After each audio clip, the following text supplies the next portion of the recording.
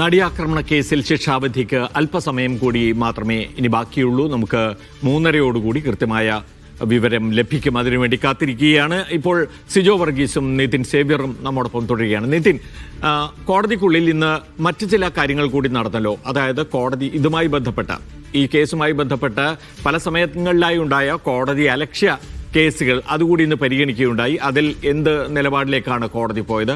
അതോടൊപ്പം തന്നെ മറ്റൊരു കാര്യമുള്ളത്, വ്യക്തിപരമായി ജഡ്ജ് ഹണി എം വർഗീസ് പറയുകയുണ്ട്, എൻ്റെ ഭൂതകാലം നിങ്ങൾ തിരഞ്ഞോളൂ, പക്ഷേ ഈ കോടതി നടപടികളെ തടസ്സപ്പെടുത്തുന്ന രീതിയിലേക്ക് പോകരുത് തുടങ്ങിയ കാര്യങ്ങൾ മാധ്യമ പ്രവർത്തകരെ കൂടി ഉദ്ദേശിച്ചുകൊണ്ട് പറയുകയുണ്ടായി. എന്താണ് അതിൻ്റെ പശ്ചാത്തലം?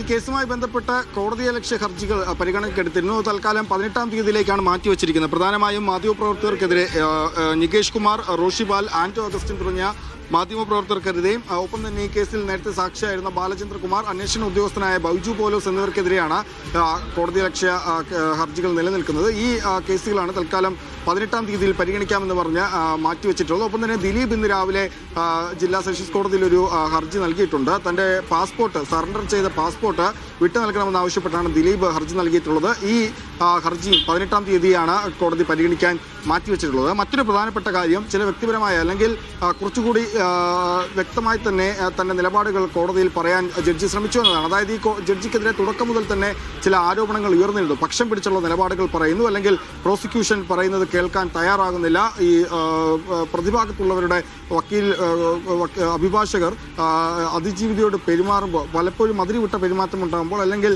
മറുപടി പറയാൻ ബുദ്ധിമുട്ടുള്ള ചോദ്യങ്ങൾ ചോദിക്കുമ്പോൾ അതിനെ തടുക്കാൻ അല്ലെങ്കിൽ അത് തടഞ്ഞു നിർത്താൻ ഈ തയ്യാറാകുന്നില്ല തുടങ്ങിയ ആരോപണങ്ങളുണ്ട്. ഒപ്പം തന്നെ ഈ മെമ്മറി കാർഡിന്റെ ഹാഷ്വാലിയുമായി ബന്ധപ്പെട്ടുള്ള റിസൾട്ട്, ഫോറൻസിക് ലാബിന്റെ റിസൾട്ട് അത് വന്നപ്പോൾ അത് വൈകിപ്പിച്ചു തുടങ്ങിയ ആരോപണങ്ങൾ, നിരവധി ആരോപണങ്ങളുണ്ട്. ഈ അതിജീവിത ആവശ്യപ്പെട്ടിട്ടാണ് ഒരു വനിതാ ജഡ്ജിയെ കൊണ്ടുവന്നതെങ്കിലും പിന്നീട് അത് വനിതാ ജഡ്ജിയെ മാറ്റണമെന്ന തരത്തിൽ അതിജീവിത ഹൈക്കോടതിയെ സമീപിക്കേണ്ട ഒരു സമയമൊക്കെ വന്നിരുന്നു. എന്നാൽ അതിലൊക്കെ തന്നെ ഒരു മറുപടി, തനിക്കെതിരെ ഉയർന്ന ആരോപണങ്ങൾ, പ്രത്യേകിച്ച് ദിലീപ് ഈ കേസിലേക്ക് വന്നതോടെയാണ് വലിയ ശ്രദ്ധ ഈ കേസിന് കിട്ടുന്നത്. നേരത്തെ തന്നെ വലിയ ഞെട്ടിക്കുന്ന ഒരു വാർത്തയാണ് നടിയെ തട്ടിക്കൊണ്ടുപോയി ബലാത്സംഗപ്പെടുത്തി പീഡിപ്പിച്ചു അല്ലെങ്കിൽ ലൈംഗിക അതിക്രമത്തിന് ഇരയാക്കിയത്. പക്ഷേ ദിലീപ് ഈ കേസിൽ പ്രതിയാകുന്നതോടെ കുറച്ചുകൂടി ഒരു ദേശീയ ശ്രദ്ധ ഈ കേസിലേക്ക് വന്നിരുന്നു. പക്ഷേ പിന്നീട് ദിലീപ് ഈ കേസിൽ കുറ്റവിമുക്തനാക്കപ്പെടുന്നു. 8-ാം തീയതിയാണ് ദിലീപിനെ കുറ്റവിമുക്തനാക്കിയത്. അപ്പോൾ അതിനുശേഷം പ്രത്യേകിച്ച് കഴിഞ്ഞ കുറച്ച് ദിവസങ്ങളായി പക്ഷം പിടിച്ച് ഇരുപക്ഷവും ചേർന്ന ഈ ജഡ്ജിക്കെതിരെ അടക്കം പരസ്യമായ നിലപാടെടുത്തവരുണ്ട്, പരസ്യമായി സംസാരിച്ചവരുണ്ട്. അഭിഭാഷകർ പോലും, ചില അഭിഭാഷകർ ജഡ്ജിക്കെതിരെ കോടതിക്ക് പുറത്ത്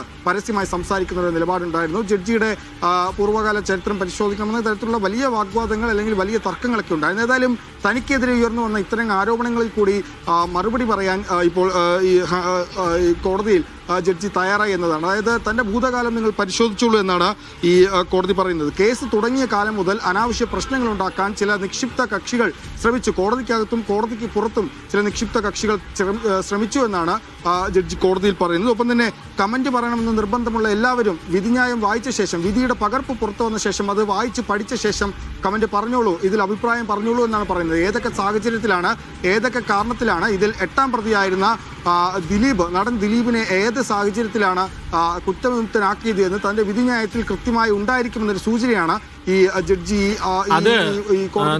എത്ര മണിക്ക് നമുക്ക് വിധിന്യായം ലഭ്യമാകും? അതുമായി ബന്ധപ്പെട്ട ഇപ്പോൾ നമുക്ക് മനസ്സിലാക്കാൻ കഴിയുന്നത് എന്താണ്? ഏത് സമയമാകുമ്പോഴേക്കും വിധിന്യായം നമുക്ക് ലഭ്യമാകും? 3:30 വിധി പ്രഖ്യാപിക്കുമെന്നാണ് ജഡ്ജി പറഞ്ഞിട്ടുള്ളത്. 3:30 വിധി പ്രഖ്യാപിച്ചാൽ ഏതാണ്ട് 1 മണിക്കൂറിനകമോ അല്ലെങ്കിൽ 2 മണിക്കൂറിനകമോ, സാധാരണ വൈകുന്നേരത്തോടു കൂടി തന്നെ ഇത് വെബ്സൈറ്റിൽ അപ്ലോഡ് ചെയ്യേണ്ടതാണ്. അപ്ലോഡ് ചെയ്താൽ ഉടൻ തന്നെ അത് പൊതുജനങ്ങൾക്ക് അത് ലഭ്യമാകുകയും ചെയ്യും. അതായത്